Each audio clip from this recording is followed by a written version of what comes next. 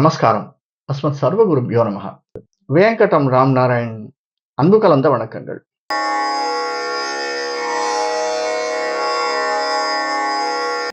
எதிர்வரக்கூடிய நாட்கள் எப்படி இருந்தாலுமே அதை நாம் எதிர்கொள்வதற்கு சித்தமாக, எந்த ஒரு சந்தர்ப்ப சூழ்நிலையும் எதிர்கொள்வதற்கு சித்தமாக இருக்கக்கூடிய விருச்சிக ராசி அன்பர்களே, எதிர்வரக்கூடிய சனி பயிற்சி நமக்கு எப்படி இருக்கும்? நம்ம குரு பயிற்சி, ராகு கேது பயிற்சியெல்லாம் பார்த்துருக்கோம். இந்த 29ஆம் தேதி மார்ச் 2025 நிகழக்கூடியது சனி பயிற்சி நமக்கு எப்படி இருக்கும்? பயிற்சியுடைய பலனை பார்க்கறதுக்கு முன்னாடி அந்த கிரக பொசிஷன்ஸ் பார்த்துக்கலாம். விருச்சிகத்திற்கு 5ஆம் இடத்துல, அதாவது குருவினுடைய வீட்டில் மீனத்தில் சூரியன், புதன், சுக்கிரன், சனி, ராகு, சூரியன், புதன், சுக்கிரன், சனி, ராகு, சந்திரன், இவர்கள் 7இல் குரு, 8இல் செவ்வாய், 11இல் கேது இருந்து வழிநடத்துகிறார்கள்.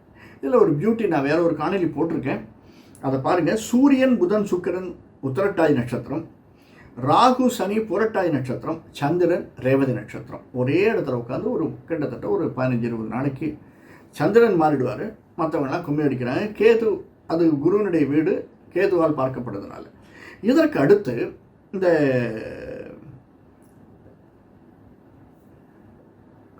விருச்சிக ராசிக்காரர்கள் நமக்கு முதல்ல செவ்வாய் நல்ல ஸ்திதியில், நம்முடைய ஜாதக கட்டத்தில் செவ்வாய் எங்கே இருக்கா அதை பார்த்துக்கோங்க. ஏன்னா செவ்வாய் இப்பொழுது 8இல் இருந்தாலுமே 9ஆம் இடத்திற்கு செவ்வாய் இடம் பெயர்க்கிறார். அது நல்ல ஒரு சந்திரனுடைய வீடு, நல்ல இடம். 8ஆம் இடமுமே இந்த நமக்கு 6ஆம் வீட்டுக்குடையவன், நம்ம வீட்டுக்குடையவன் 6ஆம் வீட்டுக்குடையவன் 8ஆம் வீட்டில் இருப்பது, புதனுடைய வீட்டில் இருப்பது அதிகமாக கெடுதலை உண்டாக்காது. நமக்கு நிச்சயமாக ஒரு நல்லதை செய்யக்கூடியவனாகத்தான் அமைஞ்சிருக்கிறார். நமக்கு பூர்வ புண்ணியத்தில் செவ்வாய் எப்படி இருக்குன்னு பார்த்துக்கோங்க.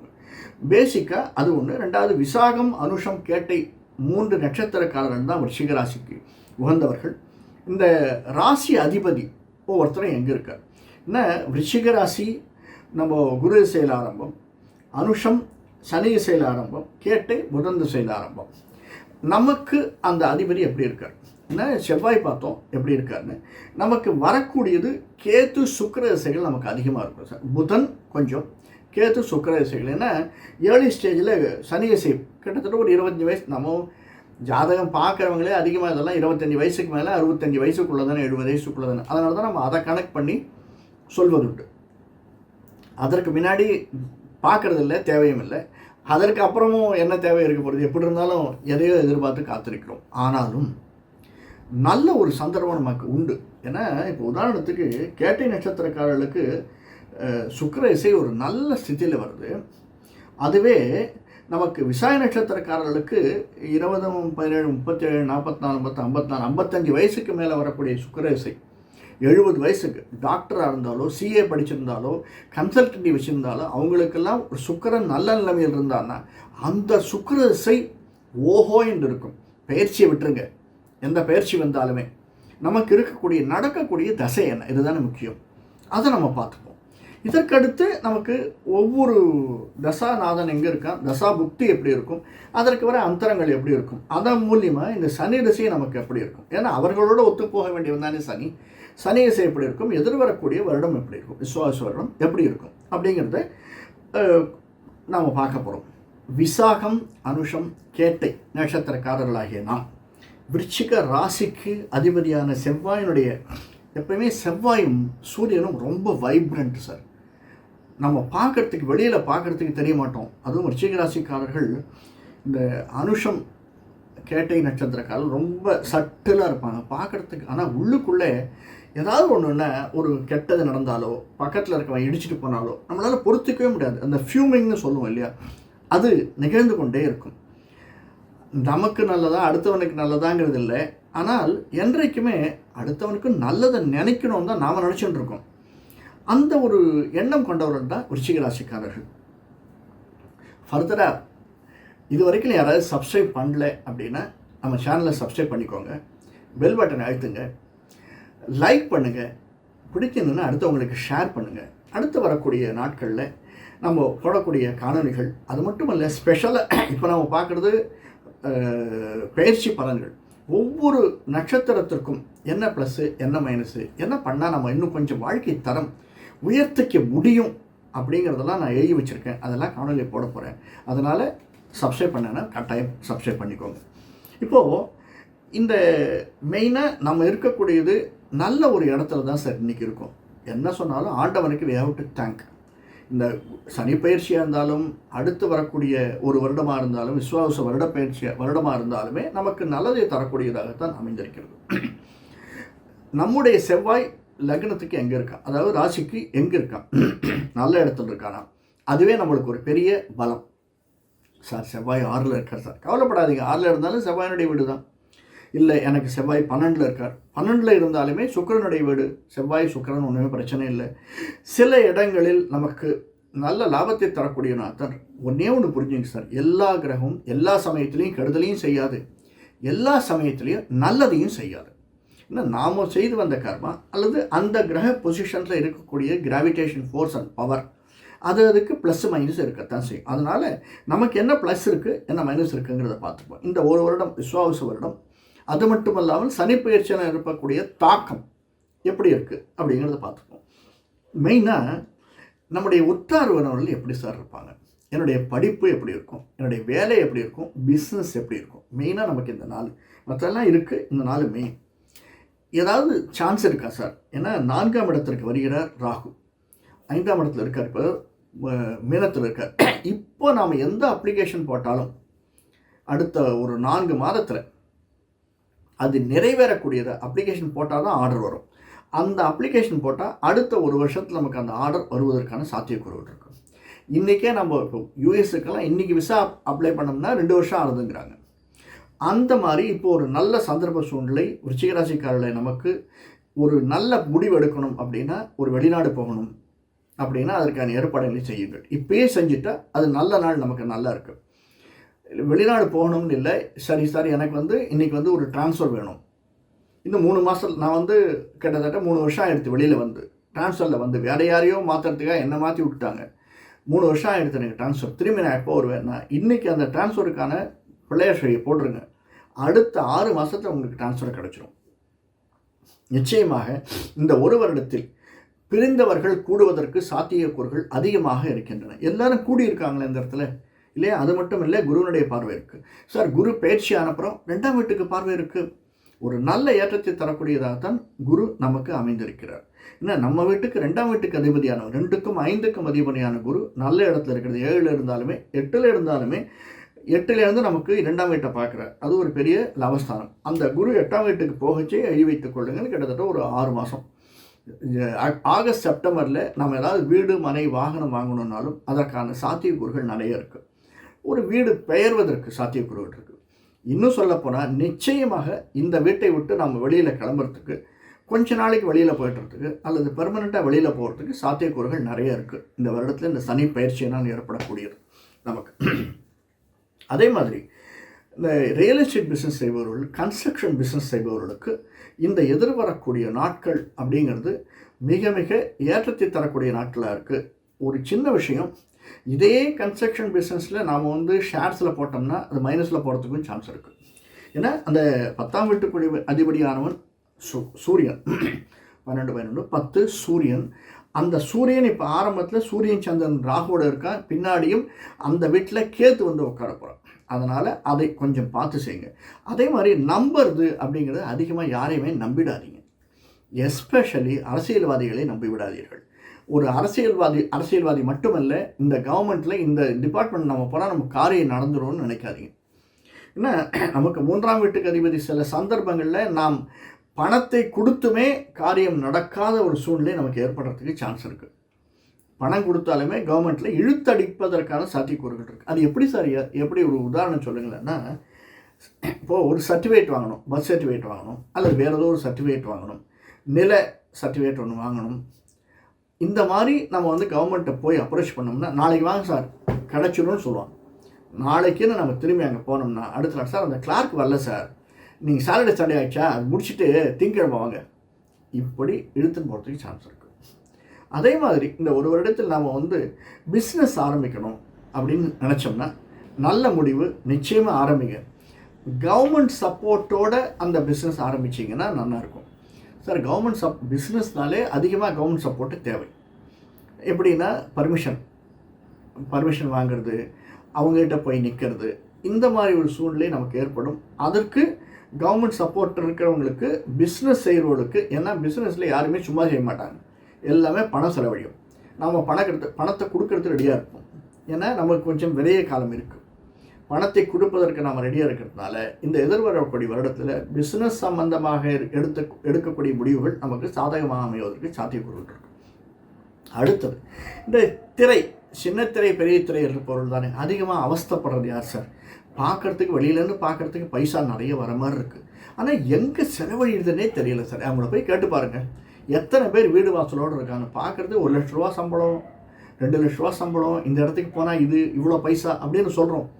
ஆனால் அவர்கள் கையில் நிற்கிறதா அப்படின்னா நிற்க மாட்டேங்கிறது, செலவழிஞ்சுட்டே இருக்குது. அதுவும் 12ஆம் வீட்டுக்குரியவனான சுக்கிரன் நமக்கு எங்கே இருக்கான்னு பாருங்கள். லாபஸ்தானத்தில் இருக்கானா, எங்கே இருக்கான்?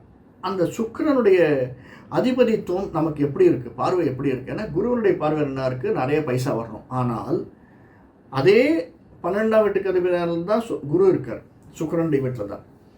அந்த சுக்கிரன் எங்கே இருக்கான்?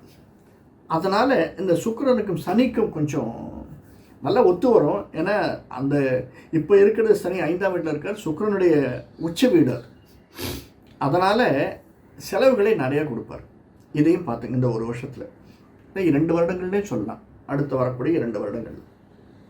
சரி, இது தவிர மெடிக்கல் துறையில் இருப்பவர்களுக்கு இன்னும் நம்மளுடைய அட்டகாசமான இருக்கும் சார். மெடிக்கல் துறையில் இருப்பவர்களுக்கு தொழிலாளியாக இருந்தாலும் முதலாளியாக இருந்தாலும் அடுத்து வரக்கூடிய 1 வருடம் இல்லை 1.5 2 வருடங்கள் சனியுடைய பயிற்சி ஃபுல்லாகவே நல்லா இருக்கும். விஸ்வாவச வருஷம் ஏற்றத்தை தரக்கூடியதாக, அந்த நல்ல பணம் புரளக்கூடியதாக மெடிக்கல் லைனில் இருப்பவர்களுக்கு, மருத்துவத்துறையில் இருப்பவர்களுக்கு, அது மருத்துவம் வியாபாரம் செய்பவர்களுக்கு, முதலாளிக்கும் தொழிலாளிக்கும் நல்லதொரு ஏற்றம் மாற்றம் தரக்கூடியதாக இந்த வரக்கூடிய நாட்கள் அமைந்திருக்கும். அதில் போடலாம், நிச்சயமாக நம்பி போடலாம். ஒரு 6 மாதம் கழிச்சு நமக்கு அது பலனை தரக்கூடியதாக அந்த ஷேர்ஸ் அமைந்திருக்கும்.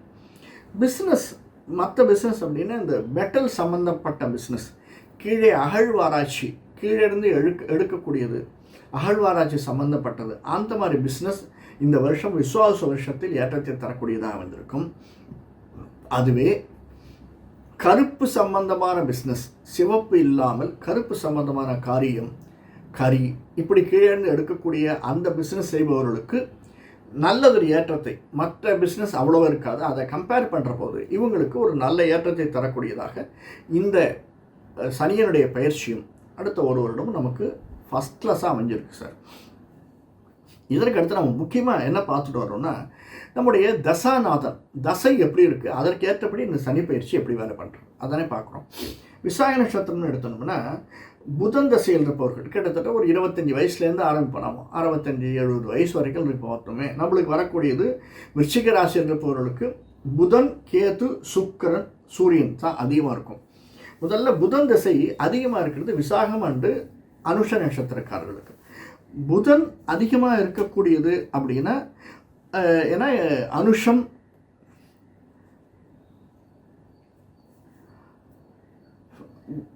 புதன் திசை நம்மளுக்கு 11ஆம் வீட்டுக்கு உடையவன், 9க்கும் 7, 8க்கும் 11க்கும் உடையவனுடைய தசை விசாக நட்சத்திரமாகட்டும் அனுஷ நட்சத்திரமாகட்டும். ஏன்னா கேட்டை நட்சத்திரக்காரர்களுக்கு புதன் திசை தான் ஆரம்பம்.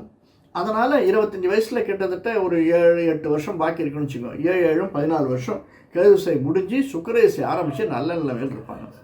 சுக்கிரன் 12ஆம் வீட்டுக்கு அதிபதி, 7ஆம் வீட்டுக்கு அதிபதி எப்படி இருக்கான், அந்த முதல்ல நம்ம அதை பார்ப்போம். கேட்டை நட்சத்திரம், கேட்டை நட்சத்திரம் சுக்கிரசை, ஏன்னா 7ஆம் வீட்டுக்கும் வந்தான் அதிபதி, 12ஆம் வீட்டுக்கும் வந்தான் அதிபதி. அப்படிப்பட்டவன் சுக்கிரன் எங்கே இருக்கான் அப்படின்னு வச்சு இந்த சனி சம்பந்தப்பட்ட சனி பயிற்சியில் நமக்கு பலவிதமான மாற்றங்களை தரக்கூடியவனாக சுக்கிரன் அமைந்திருக்கிறான், பலவிதமான லாபங்களை தரக்கூடியவனாக அமைந்திருக்கிறான். அதே சுக்கிரசையில் இருப்பவர்களுக்கு பிரிவும் வருவதற்கான சாத்தியக்கூறுகள் இருக்குது.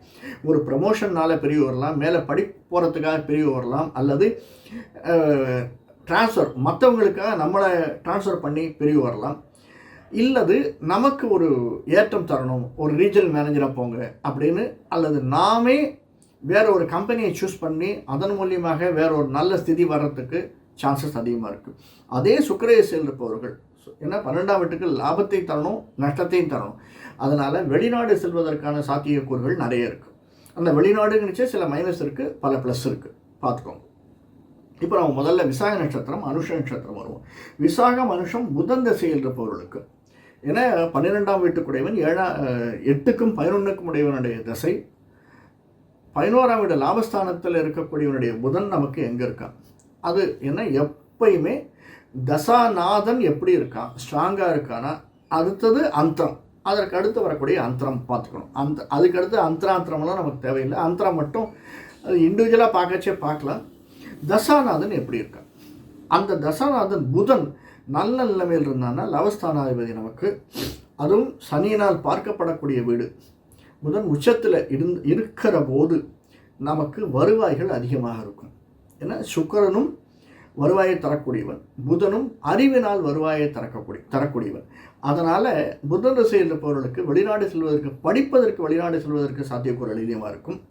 படிப்பதற்காக வெளிநாடு சென்றவர்களுக்கு, விசாகம் அனுஷ நட்சத்திரக்காரர்களுக்கு அதனால் லாபத்தை கொடுக்கக்கூடியவனாக புதன் திசை அமைந்திருக்கிறார். இது பேசிக்.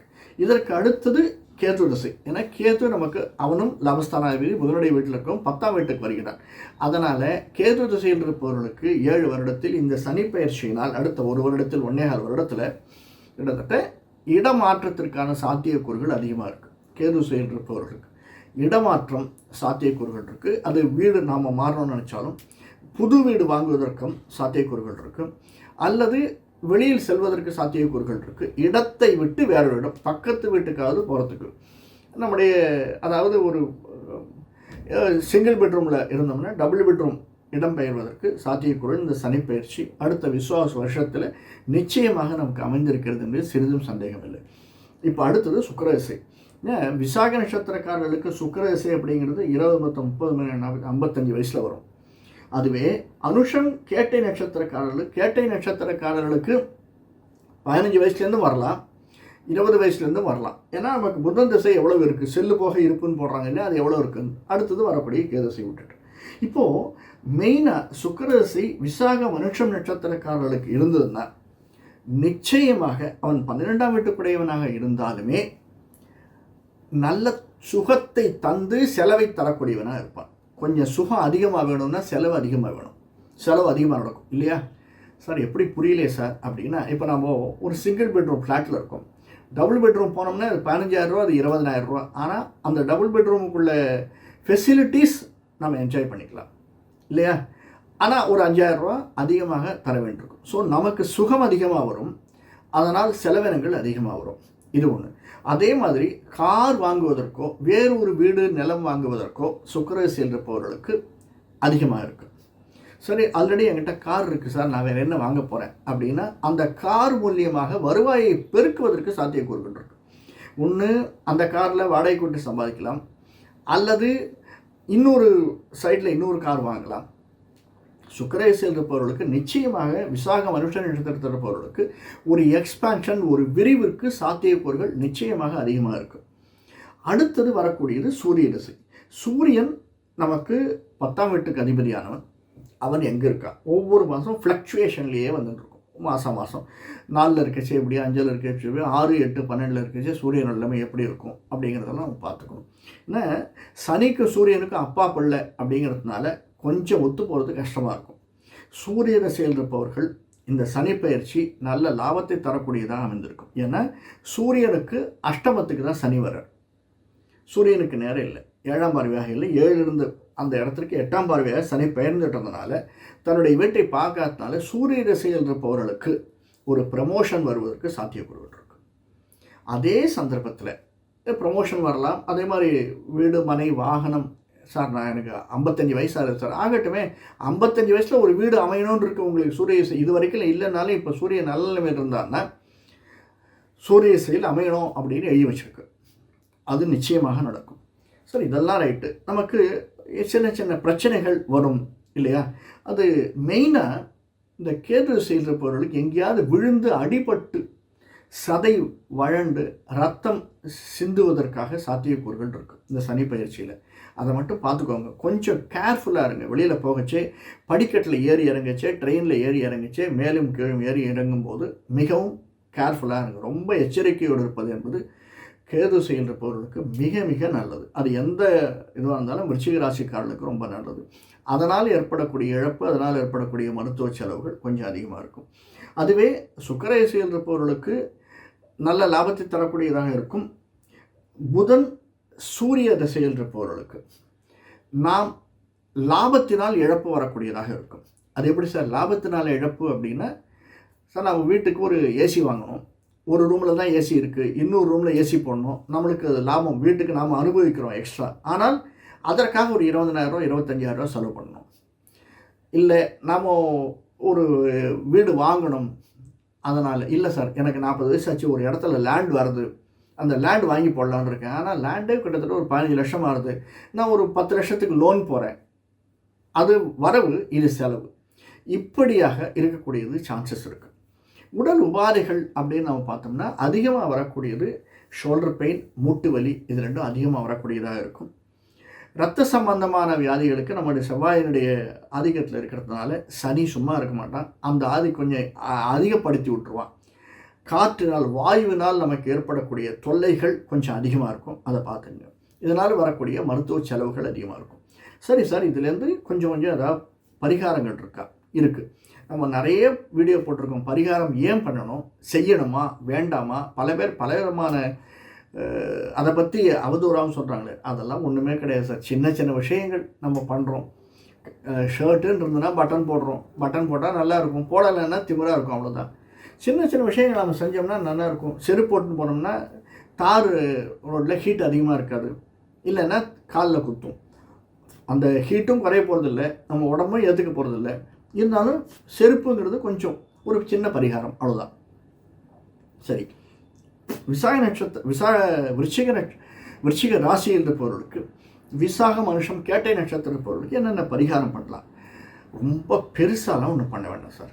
நம்ம செய்யக்கூடியதை நம்முடைய குலதெய்வ இஷ்ட தெய்வ வழிபாடை விட்டுறாதீங்க. அதுவும் குலதெய்வம் அம்பாளாக இருந்தால் நிச்சயமாக ஒரு அபிஷேகம் செஞ்சுட்டு வாங்க. சின்ன அபிஷேகம் போகிறோம், செஞ்சுட்டு வாங்க. அது ஏற்றத்தையும் மாற்றத்தையும் தரக்கூடியதாக அமைந்திருக்கும். அதே மாதிரி கோயிலுக்கு போனோம்னா நவகிரகம் செவ்வாய்க்கிழமைகளில் கட்டாயம் ஈவினிங் 7 to 8 சென்று நவகிரகத்தை ஒரு 4 to 8 சுற்றுகள் 8 சுற்று வலம் வருதல்ங்கிறது மிக மிக ஏற்றத்தை தரக்கூடியதாக அமைந்திருக்கும். நம்ம வெளியில் எங்கேயாவது போகிறோம் அப்படின்னா மஞ்சள் மாம்பழமோ அல்லது மஞ்சள் வாழைப்பழமோ கிடைச்சதுன்னா மற்றவர்களுக்கு வாங்கி ஃப்ரீயாக கொடுங்க. இது நிச்சயமாக நமக்கு மன திருப்தியை தரக்கூடியதாக அமைந்திருக்கும். இதெல்லாம் சின்ன சின்ன விஷயங்கள் நாம் செஞ்சோம்னா மனசில் ஒரு நிச்சயமாக ஒரு ஏற்றம் தரக்கூடியதாக இருக்கும். அதே மாதிரி வீட்டில் ஒரு நல்ல வைப்ரேஷன் இருக்கணும் அப்படின்னு ஆசைப்பட்டீங்கன்னா சைம் வாங்கி மாட்டுங்க. நல்ல சைமாக எப்பயும் மெல்லிசாக சவுண்டு வரக்கூடியதாக, காற்றில் அசையக்கூடியதாக சவுண்டு தரக்கூடியதாக ஒரு சைம் வாங்கி மாட்டினீங்கன்னா இந்த வரக்கூடிய சனி பயிற்சி அடுத்த விசுவாச வருஷம் அல்ல, அதற்கு அடுத்த 2 வருடங்களுக்கும் நம்மளுக்கு ஒரு நல்ல வைப்ரேஷனை வீட்டில் உண்டாக்குவதற்கான சாத்தியக்கூறுகள் அதிகமாக இருக்குது. இது தவிர நான் நிறைய காணொளிகள் தனித்தனியாக போட்டுருக்கேன். ஒவ்வொரு ராசிக்கும் ஒவ்வொரு நட்சத்திரத்திற்கும் நம்முடைய தசை நாதன் எங்கே இருக்கா, அதுக்கு நாம் என்ன செய்யணும் அப்படின்லாம் போட்டுருக்கேன். அதையும் பாருங்கள். இவையெல்லாம் நம்ம செஞ்சுன்னு வந்தோம்னா சின்ன சின்ன விஷயங்கள், small things make big difference அப்படின்னு சொல்கிறதுனால எதிர்வரக்கூடிய ஒரு வருடம் மட்டுமல்ல, இந்த சனிப்பயிற்சி முழுவதுமே 2 வருடங்களுமே 2.5 3 வருடங்கள் நமக்கு ஏற்றத்தையும் மாற்றத்தையும் கொடுக்கும் என்பது சிறிதும் சந்தேகம் இல்லை. வேறொரு காணொளியில் சந்திப்போம். நன்றி, வணக்கம்.